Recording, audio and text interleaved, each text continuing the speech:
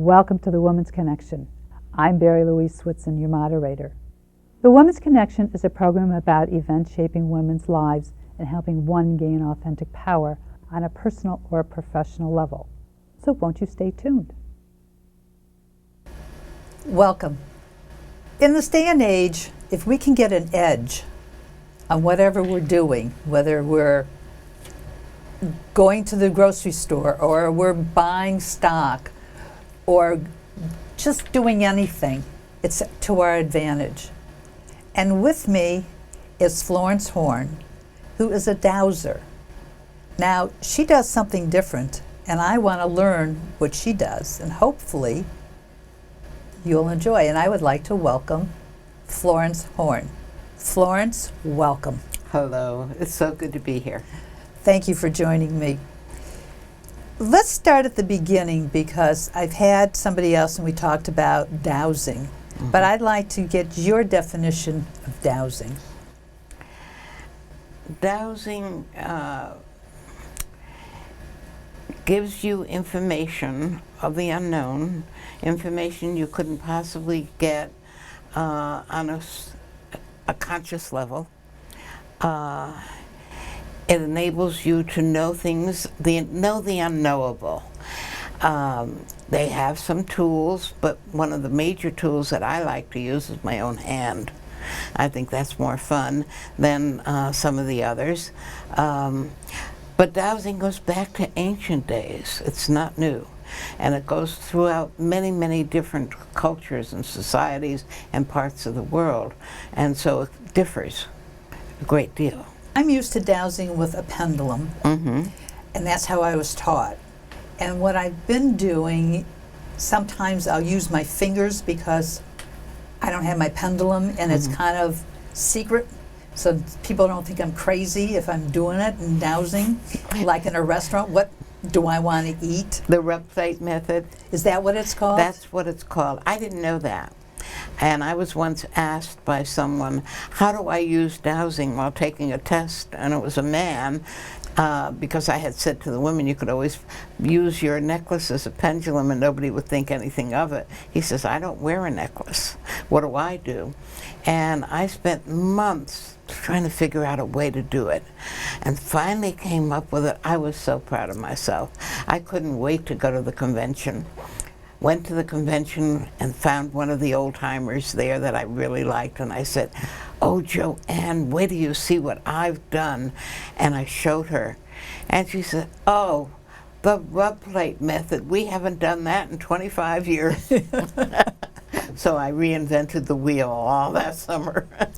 I was taught to clear myself and from my energy, and I never know if I'm in, if I'm clear from negative energy or what, but you say you never clear. Well, I guess I am clear, clearing that way. I think I misinterpreted what you meant. I put the white light over me. You probably know about the white light. It comes in every culture. I love it in India where they teach the children to bring this light down from God and form it into a shell, like an egg shell, to protect them all day. And the Kabbalah teaches the same thing, the white light of God come down and protect you, and you can swirl it around you. And I do that every day. So I have that protection, and I just trust that I don't need it, because if I needed it, I would do it again. I just know that it's time to do it again. And so I don't have to clear myself in order to dowse. So in other words, you just automatically, intuitively know when you have to dowse, or put your white light around you. All right. Let's step back a bit. How did you get into dowsing? Because you have got such an eclectic background. I mean, it's like you're all over the place. You had polio as a youngster. Polio still. Oh, all right. It never goes away. Okay, and then you got into television, and you're a healer, and I don't know what else you're not. Well, I spent 18 years in a hospital bed. They thought when I had polio, it was highly contagious. And so that's what the thinking was. So they stick you in a bedroom and a bed, and I was alone in a room for 18 years. And when I got out, I was like a wild woman. I wanted to know everything. I went for 10 years searching everywhere I could for everything that I didn't know.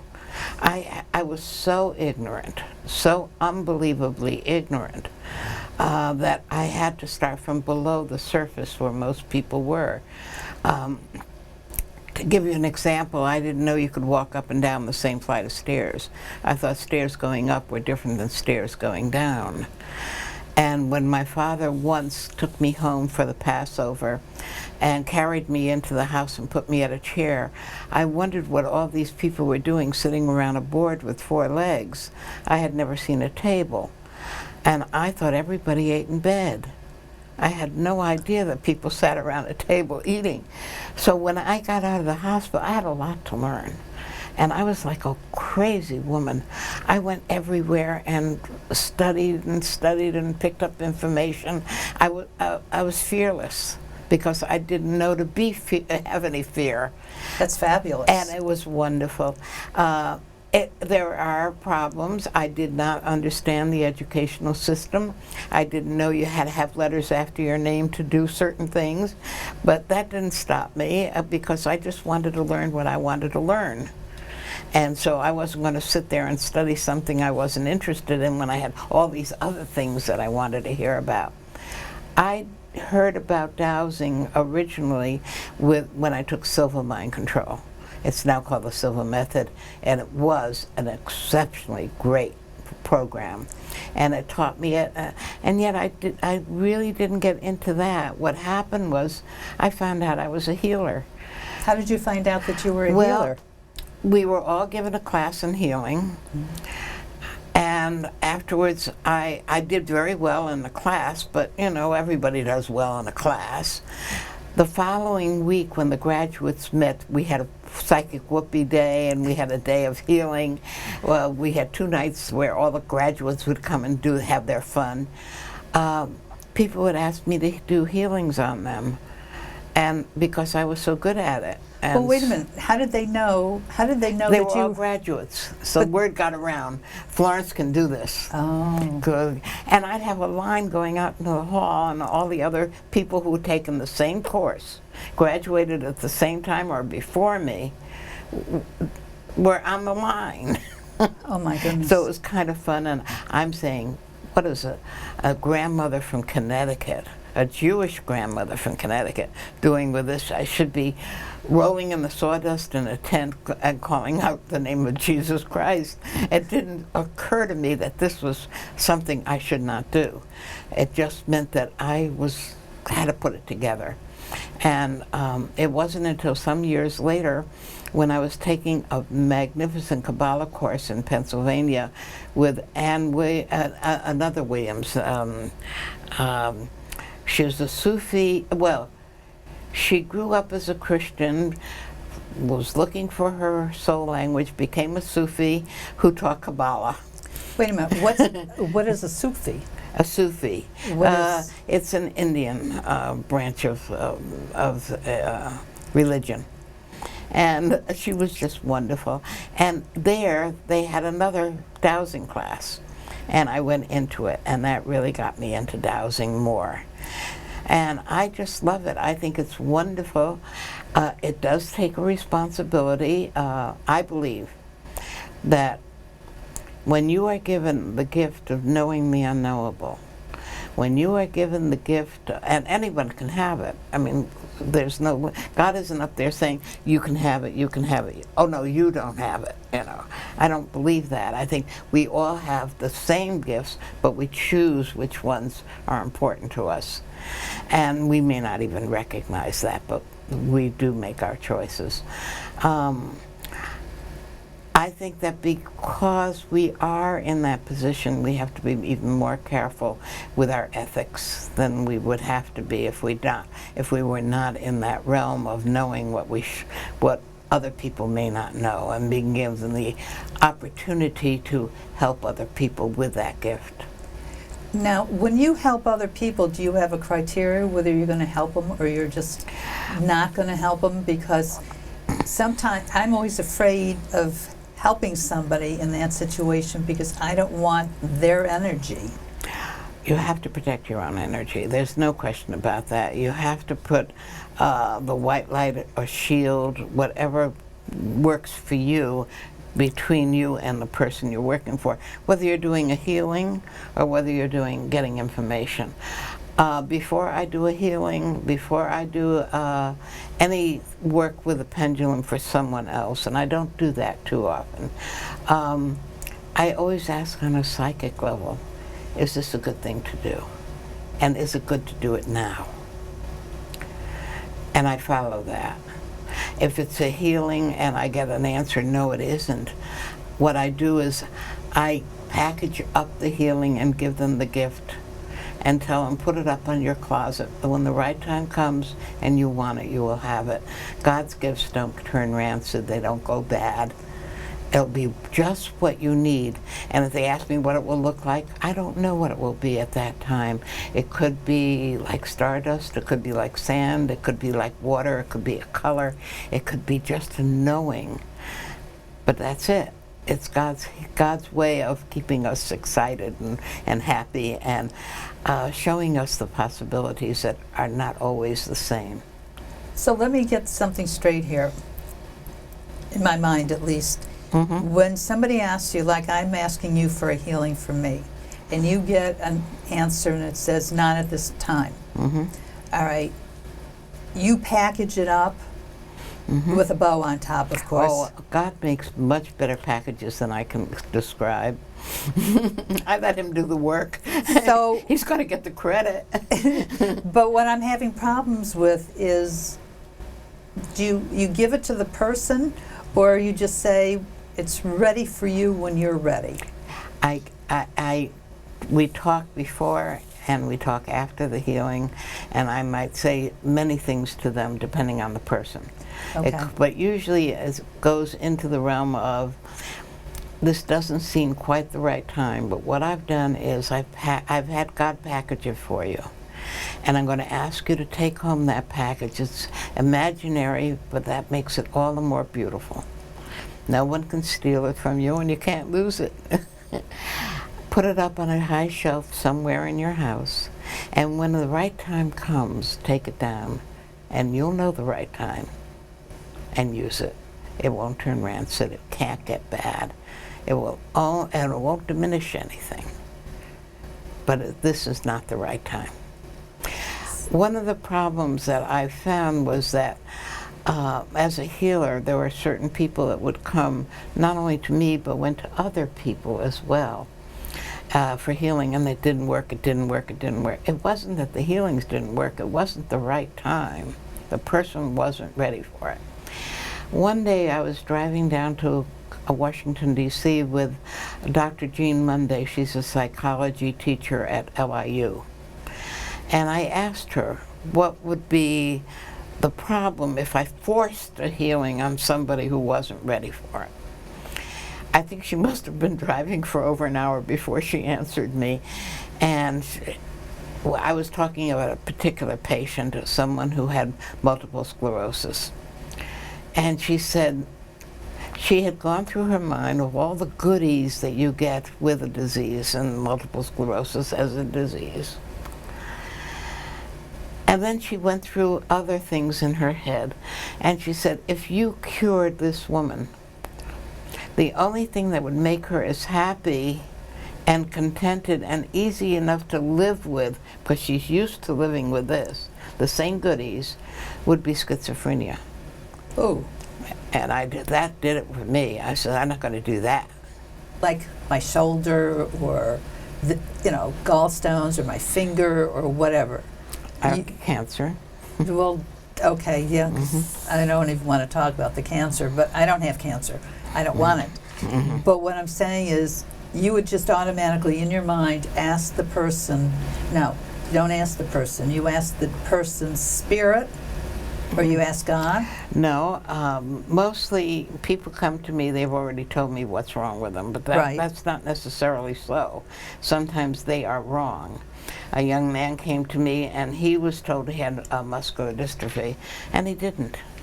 I've had a lot of people come to me that had asthma, and they didn't. They were told they had asthma, and all they had was dirty air. All they needed was an air purifier in their house, and they were fine. I mean, the diagnosis isn't always correct. Okay. And I go by whatever I find, and I find the Silva method is really, really what I work with. I don't know what the Silva method is. I've heard about it, and I've heard about quantum jumping and everything else. Oh, yeah. And I don't get it. Okay. I've studied many of them. One of the things I did was go crazy studying everything that I could. I studied with Moshe Feldenkrais himself. I studied Rolfing. I studied vitamins. I studied homeopathy. I studied acupuncture. In fact, the Chinese government many, many years ago recognized me as what they called a barefoot Chinese doctor. I was allowed to go to China if I wanted to, which I didn't, and work in the places where they had no doctors doing Chinese medicine, the Yellow Emperor medicine. So I studied all of those things. What I found with Silva, which opened up me to the healing, was that they did it sort of like the sleeping prophet Edgar Cayce. You presented a name to the healer, and their approximate age and where they live, not their street address, but their city and state. And the information would come to you, and you'd know what you had to do to straighten out whatever it was. And you do it in your imagination. You had this wonderful lab in your imagination, and you had all these magic potions and the magic wand, and you could do anything you wanted fixing them up. And I'd put them on a Lazy Susan, and I'd have the Lazy Susan turn around in my imagination, my eyes closed. Sometimes I never met the person, or would just be given a name by a family member. And I'd see what part of the body my eye was attracted to. And then slowly we'd take off their clothes, and I'd look at their skin, and then we'd take off their skin, and I'd look at the bones or the muscles or the organs and see what part of the body needed to be helped. And then somehow, with my magic potions and with my magic wand and fixing things up, and I love to fix up when people are injured in their diaphragm from hurts, emotions that have hurt them. I even embroidered those places that needed to be fixed up. That was fun to do. But they felt better, and it worked better. It was an amazing thing. And sometimes I would refer them to another theory, another modality. I've worked with people that have suffered for years and years and years, and they're fine once they find the right way. In the Silva method, that's basically opening up your mind to receive your psychic abilities. Mm-hmm. All right, I got it. Because I could never understand it. So it's just learning how to open up, accepting everything, and the fact that you can do it. Yes. How do you know when you do it? Well, the way they taught us in school was we were given these little cards that we had to fill out a person's name and their age and their city and state where they lived, and put down whatever we knew about that person, not ourselves. Right. Then we were paired off with somebody we did not know. And we would present the case. Now, I have a case of so-and-so, and this is how old she is or he is, and this is where they live. What do you see? And the other partner would tell you what they see and would tell you what was wrong, and you had it written down so you could prove to them whether or not they were right. Well, the first case I ever had was a woman, and she had her hair in a bun, black hair, and was a bun in the back. She wore a wristwatch with a very thin velvet wristband. She wore shoes that had laces on them, but with a heel. And one side of her was very fat, and the other side was thin. And if you pushed in the fat side, the other side got, that side got thin, and the other side got fat. And I was kind of playing that game, and I'm wondering what's going on here. And afterwards I asked the person, I says, what was that? And they laughed and said, she's always going to these fat farms, losing weight and coming out and getting it back again. And the second case I had, they gave me a young man, and I saw him, I don't know why, all in white with a tennis outfit, with a V-neck sweater. And I said, he's having a heart attack right now. He's got I can feel it was hurting me. Oh no, he does play tennis and he's very healthy, he's fine. Well, later that day, she got a phone call that he had had a heart attack at the moment that I was doing the reading. Oh my God. So that convinced me that I was somewhere doing something right. Let's go back to dowsing. Yes. You brought some tools with you. Well, I have a couple of them with me. A pendulum. Okay. Pendulums are wonderful because they can give you yes, no, and positive or negative maybes. All right. And it's just a weight on a string or a chain, and all you do is ask a question. But that's kind of difficult for some people. You must be short and to the point. You can't have an either-or question for a yes or no answer. Also, I have found that if you don't trust it, it won't answer you. If you ask the same question the second time, it will just sit there and will not move. It gets insulted very easily. Okay. I understand that. When I teach this, I don't tell my students which way my yes is and which way my no is, because I want them to find their own. One person in a million may be different. I want them to have and celebrate that difference. So I just say to you, to anyone, put your elbow on a table so that you're not moving your arm. You know that your arm is settled, and you hold it down and ask us something you know, like, is my name Florence? And you will see where my yes is. Okay. Okay? And it's getting stronger and stronger, of course. Now I'll ask it to stop, and if you watch my hand, I'm not moving my hand. Ask it to stop. Okay. Is my name Mary? So that's your yes or no. That's my yes or no. Okay. Now, if there is a question that I ask, should I leave my job? Right. I may get a maybe going around like this, or I may be getting a maybe going around like that. My clockwise circle is a maybe positive. My counterclockwise is a maybe negative. How It's interesting. too many things have to happen before we know whether it's going to be for the good or the bad. Basically have to really define your question. Absolutely. All right, so if That's why some people have trouble. trouble with dowsing because they don't ask the proper question. They don't know how to ask a simple question. Okay. Now, you also brought a stone, what I would consider a stone. That was the rub plate method. Okay. The rub plate method is you take anything shiny. It can be a stone. It could be my wristwatch. Okay, let me get these papers out of the way. Okay. It can be a wristwatch. It could even be my thumbnail. It doesn't matter. Something shiny and smooth. And you ask it a question. And again, to test it, to find out what is your yes and what your no is, ask it your name. And if I ask if my name is Florence, if I feather my thumb over it, or my finger, it doesn't matter which I do, it will be very smooth. But if I ask if my name is John, it will rub and it will catch. And then I know where my yes and no is.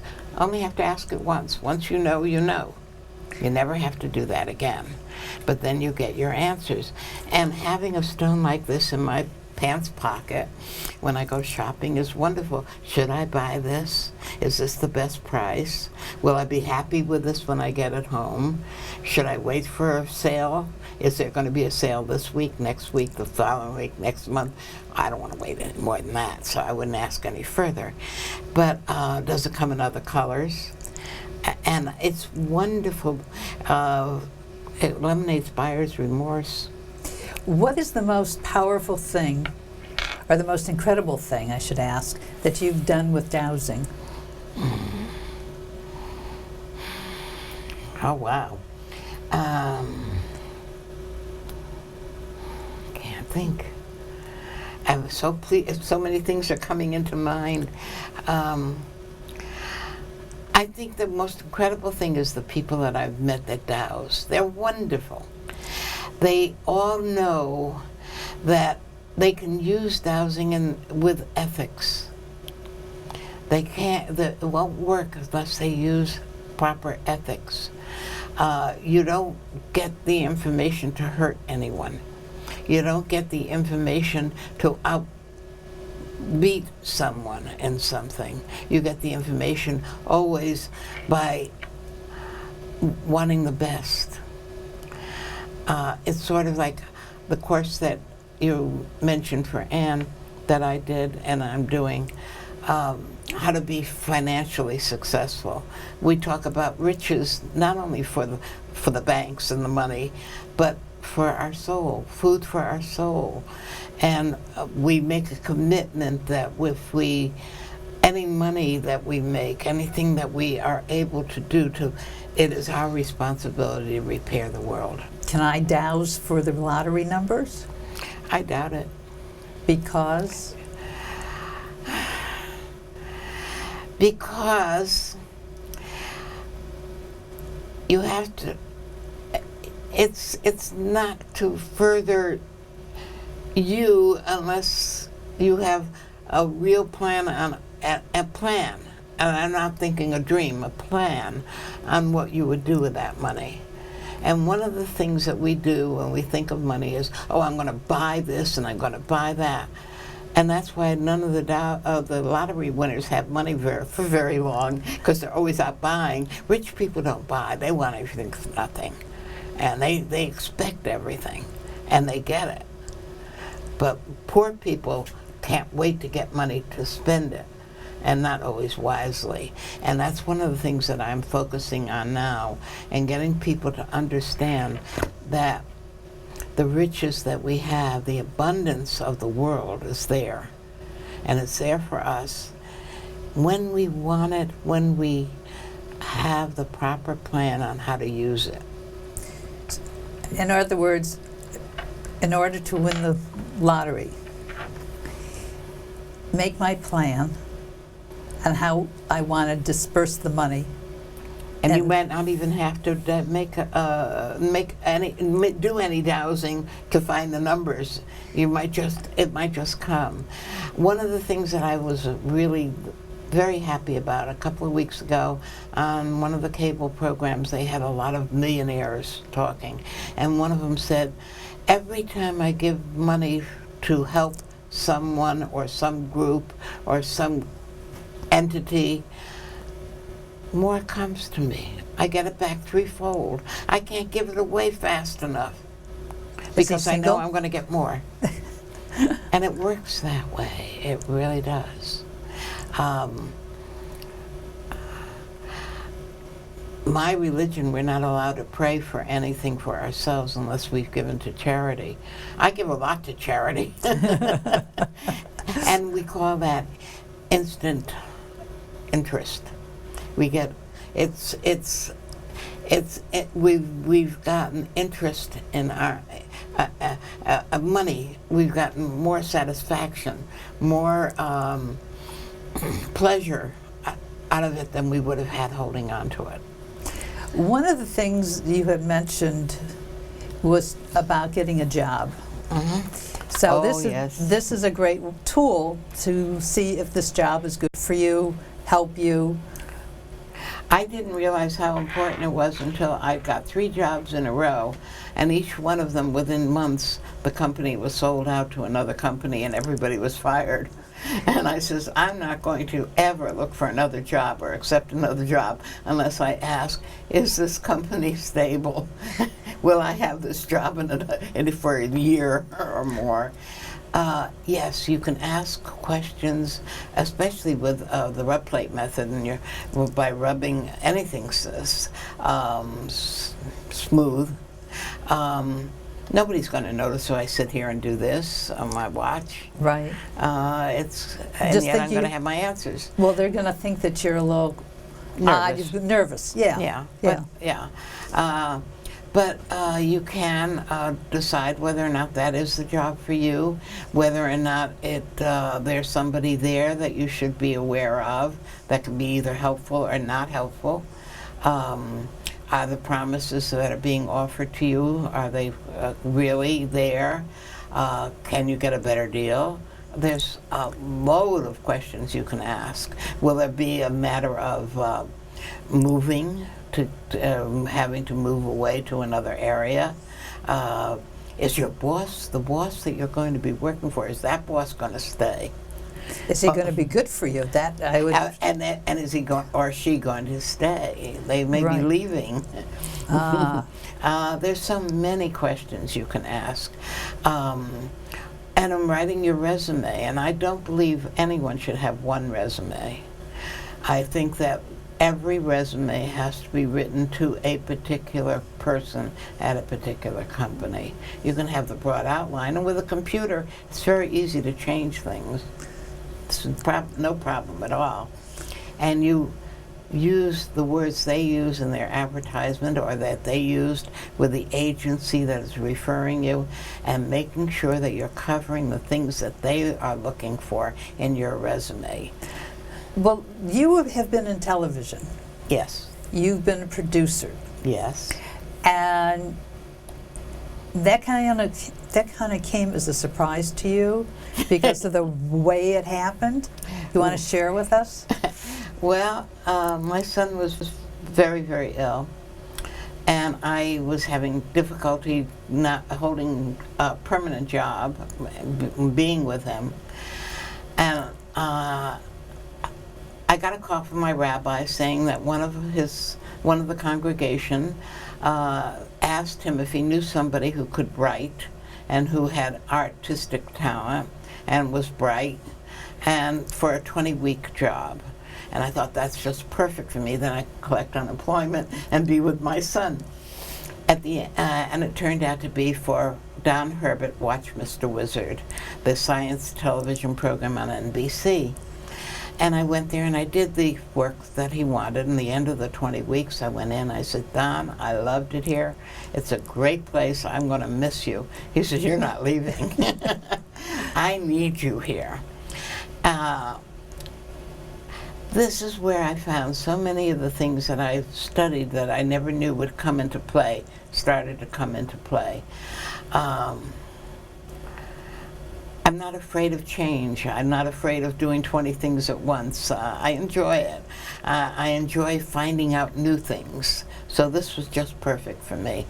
And within a few months, he made me his assistant, which meant nothing, but it gave me a title of assistant.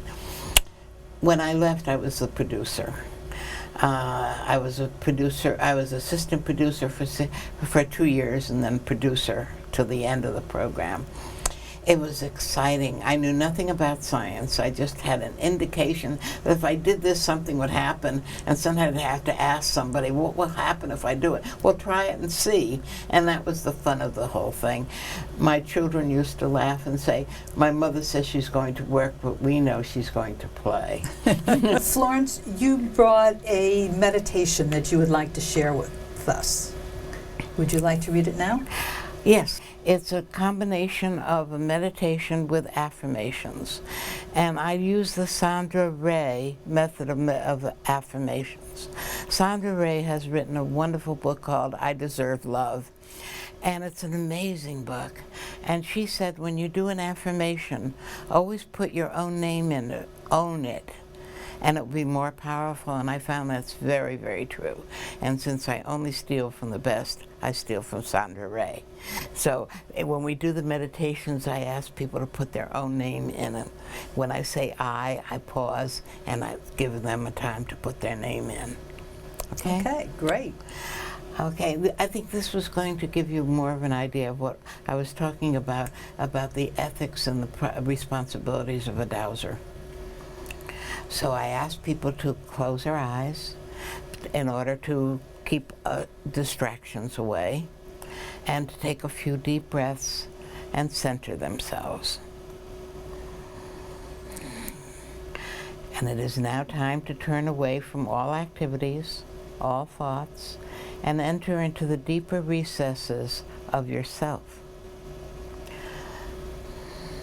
So let's get still, each of us literally coming home to that tranquil resting place where the spiritual reality resides in each of us and dwells constantly. This is your true home, growing and unfolding, an experience of living constantly in full awareness, feeling its presence, its guidance, and its protection. So take another deep breath and allow the wonderful sensation of freedom and lightness flow through your body. Feel a deep contentment, a soothing sense of relaxation flow through your entire body and your mind. Experience the grace of perfect balance. The everyday world is now set aside.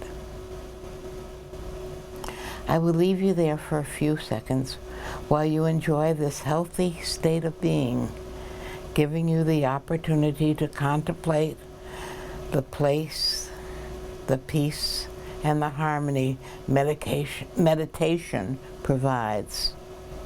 This is a time to let go of all your limitations imposed upon you by yourself as well as others, and open yourself to inspiration, creativity, and abundance.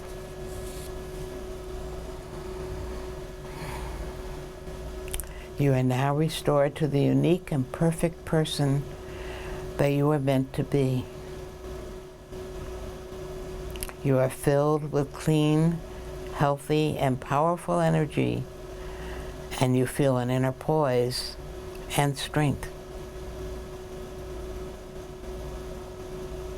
And you are now open to honor yourself, totally free to think, know, and realize the endless possibilities that allow your dreams to come true.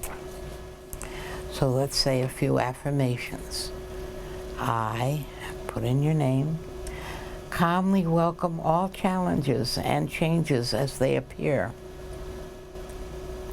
I, and your name, am bright, capable, and steadfast in your desire to share success by contributing to help and repair the world. I and your name deserve to win in life because you are a winner. I am fully aware of the many forms of abundance in this world and claim my rightful place with it. And you are very comfortable, completely relaxed, and open to the knowledge and wisdom of the universe. This awareness is exciting and joyful, an experience of well-being where harmony of the intelligence of the universe brings you to a safe place, able to grow and accept the many gifts awaiting you in the realm of where wisdom and plenty exist. You know that you are the source of divine inspiration to everyone and everything you focus your attention on. You are now a bright light, radiating harmony and success to all that surrounds you. You see the positive and can be trusted to accomplish your goals, living a full, honest, and caring life, and to inspire others while repairing the world. So tell yourself again that you are a daily winner. Say, I am a daily winner. I accept a life of abundance. I am open to receive success in every part of my life. I deserve the best. I balance my life, my time, and my experiences wisely. I know my dreams will come true. You now understand and accept your responsibility for caring for the world and will use your success in ways to be proud of. Starting today, you will rebuild your life, ignoring the indifference and annoyances that block your road to success. With the acceptance of inner peace, you will understand that mistakes and lessons are lessons to be learned, and you will continue all endeavors with the assurances of their success. And while you are financially successful, you will appreciate the wonders of love, friendship, art, music, and dance, and appreciate others' contributions that enhance everyone's life. And as a winner, you will be gentle with yourself and others. You will be aware of how far you've come and the joy and adventure of your experience while on the trip of life. So take another minute to relax, experience, and gather the wonders of the wonders of meditation, the beauty and healing power it has to take with you when you return to the world around you. And as you go forth from this meditation, you will understand that you are a living mandala, a map of life with symbols, colors, and patterns that are composed of your beliefs, your memories and dreams emerging from the depths of your psyche, and that evoke universal forces able to lead you across culture, time, and space on your ever unfinished journey of life. So take your time, and when you be ready to come back, bring those feelings with you. They're in you and with you always. Beautiful. Welcome back. Thank you. Wow. You see what I mean. Florence, in the closing moments of the show, what would you like to leave the audience with? Dream, have nights of comfort, days of pleasure, and be ready to fly everywhere. There's something exciting out there for everyone. And there is such abundance in this world. Accept the things that are offered to you, because that's telling the universe, I'm ready to accept more. If you refuse the things that are there for you, that are around you all the time, then the universe is going to give up on you. So open your hearts, open your hands, take it in, give it out. It is so much fun. Florence, I can't tell you how wonderful this has been to have you and learning a little bit more about dowsing, and your life history is phenomenal. We've got to do a book. Okay. I'm not a writer, but we can do a book. Thank you so much. My pleasure. Thank you for joining us. I hope you've learned something about how to dowse to have a better life and possibly do some healing along the way. Look forward to hearing from you. Please write us here at The Woman's Connection. Bye now.